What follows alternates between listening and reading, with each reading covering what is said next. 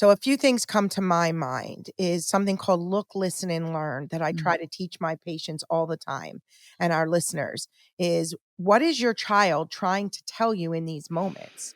So when we talked about fix, we want to fix it, stop, Yeah. stop, but what are they telling us? Mhm. And I think that's important. And one thing I always recommend, and I know our listeners love to know strategies and like to know, Mhm. tips and so forth of how to manage this, how to recognize this, but to journal these challenging behaviors. Mm. So I have parents journal. When are you seeing these Yeah. emotional dysregulated behaviors? When is it occurring? Yeah. And it's important because they will begin to see patterns. So are Yes. they hungry? Are they tired? Are they overwhelmed, underwhelmed? Is there lack of structure, lack of consistency, lack of Mhm. routine, lack of predictability, large, lots of people type stuff?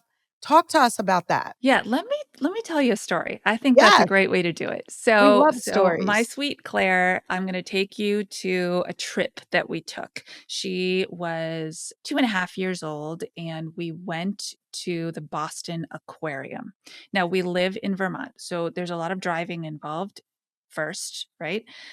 We get to the aquarium and we enter the foyer, and I immediately observe her body starts to crumple in on itself as she's kind of using just her eyes to take in everything that's happening around her, all the people, all the noise, and in this case, the visual overstimulation of those big pools and these swimmy things that I suppose can be scary if you're not used to seeing a shark go by.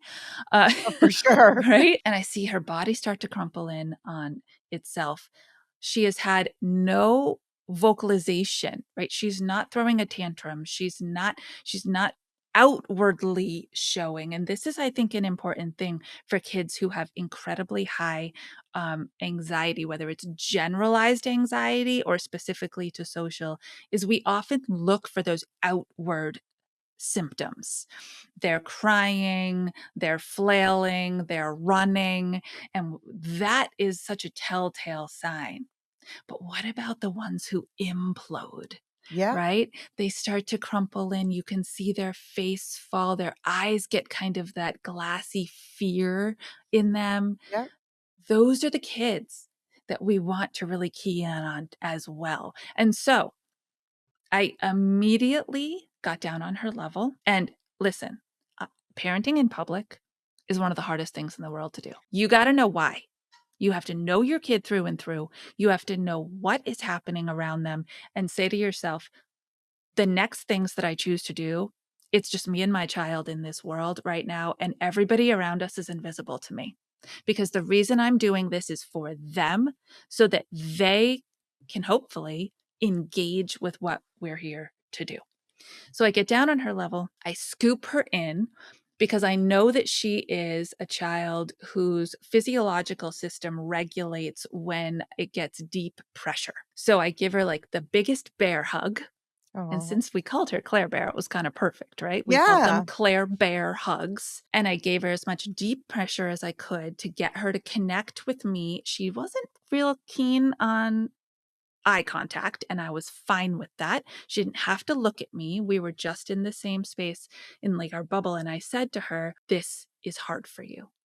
There are too many people. There are too many sounds. You and I need to leave right now. So I found kind of a quieter space. It was maybe like right outside the bathrooms. There were not a lot of people. And the other thing I knew about my child is that for her nervous system to fully reset, spinning worked for her. We had to sit and spin at home. And at home, if she would have this reaction, I'd put her on the sit and spin, and around and around and around we go until I saw her come back. So I grabbed her hands and I said, time to spin. And I got so crazy dizzy. And I spun the child Mhm. in public as people are coming out of the bathroom 5 or 6 times, put her back down. She's not someone who would ever get dizzy. That wasn't part of her makeup. And I could see her come back in. She stood up straighter again. She was able to look at me again. And in that moment was my teaching opportunity. Before that, trying to solve anything is a futile experience. But in that moment, I had her re-regulated and trusting me. And I could say to her, this is a big space. There's lots of people, there's lots of fish, there's lots of sounds. I want to help you have fun here. How do you think we can do that together? And then we worked it out. We took out the noise canceling headphones, we put them on. Like, I had my tools in the bag. I knew that we would eventually use them. But when she originally had her sensory reaction to the space, just throwing headphones at her would not have solved it. No, for sure. And I'm listening to this your story, and I'm thinking of a parent that I worked with recently. A lot of our parents feel pressure from the world around them to put them in every activity there is to put them in, because Yes. their neighbors, their schoolmates are in 4 or 5 activities. Well, now you have a little young 3-year-old child, and of course this is for older kids too, but Yes. that, you want them in gymnastics, you want them to start doing the tiny, tiny tot soccer. And what are those environments? They're loud, they're large, there are lots of people. The child may not be prepared. They can't regulate themselves. As children age, they become way more cognitive. Yes. But when they're young, it's all about us setting up the world for them in a very, very productive way so they can feel successful. And then don't even begin to talk about communication. How can a child communicate Right. in a loud, large, lots of people environment when they're overwhelmed? And many of our kids shut down. Yes. They shut Yes. down, right? They Yep. shut down. They do that freeze. They shut down. You can't communicate in a freeze mode. So here you are No. giving them a sticker to talk when they're in shutdown mode. Like, Yes. for our listeners, hey, listen, this isn't going to happen. So if you don't feel your child does well or your child doesn't do well, and you know already Mm-hmm. in these loud, then do gymnastics at home with 2 friends. Do soccer Absolutely. in the backyard. Build them up. They're little tykes. They're little Yes. guys and Yes. girls. Build it up, build their confidence in an activity, socializing them. But Mm-hmm. it doesn't need to be in the big field with a million parents staring at them and screaming and yelling and performing. No, not at all. And No, because you're gonna cause them to feel shameful when they mhm. can't regulate themselves, when they are overwhelmed and they can't perform. It makes them feel bad about themselves. Oh, I know, and the whole point is the opposite, and, I learned so much from that day, Dr. E, I really did. I had a baby as well. My kids are 2 years apart almost to the day, right? So I had an infant with me as well, and luckily, other adults. Yeah, But I learned so much from that day, like you just said, that joining my friends for a fun day out at the aquarium might not actually be the way that this family with young kids has fun.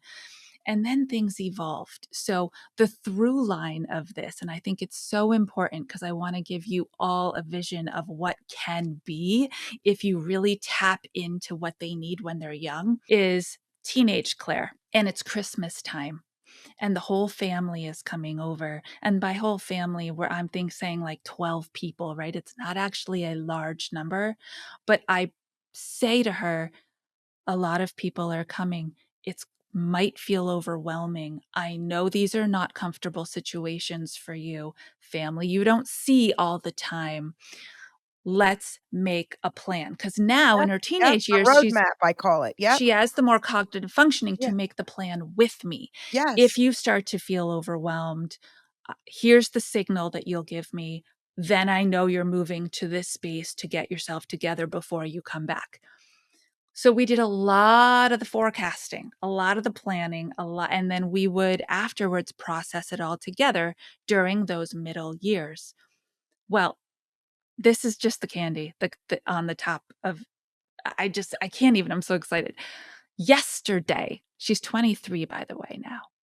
Yesterday, she comes to me and she says, Mom, I have a social anxiety situation and I need your help to figure out what to say to the person I'm having it with so that they understand how I'm feeling and maybe I can actually go to the event and be okay there. So I want to hear what you said. What I would say is amazing to you as a mom that she feels so safe to be able to talk with you and so seen Mhm. instead of shamed where I can't do it and I'm letting them down feeling. So she's safe to talk with you, which is amazing. Yeah. So I just love that.